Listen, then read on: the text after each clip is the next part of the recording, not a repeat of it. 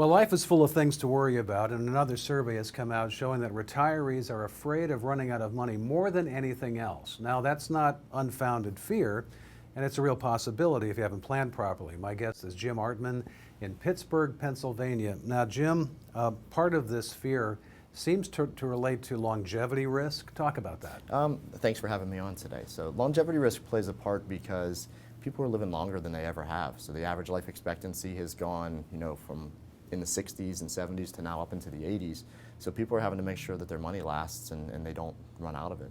Now, how do you factor in healthcare costs? That's another massive part of what we do. We are a holistic planning group, so we look at everything from your retirement. To us is everything from your healthcare, all the ancillary stuff that goes along with it, as well as your investments. So healthcare plays a major role inside of your retirement. Making sure that you have the right Medicare supplement or Advantage plan to go along with is a major part of your retirement.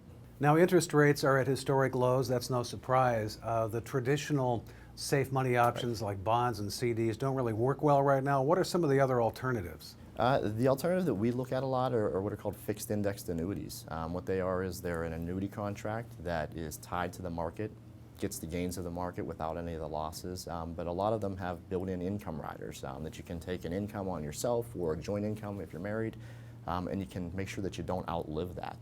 And a lot of times you're able to actually do that at a much better rate than you are of just drawing off of a normal portfolio. And with all the turmoil in Washington and a certain amount of complacency in the market right now, what are you telling your clients? That's a great question. Actually, we've gotten that a lot recently, especially with the election coming up next year.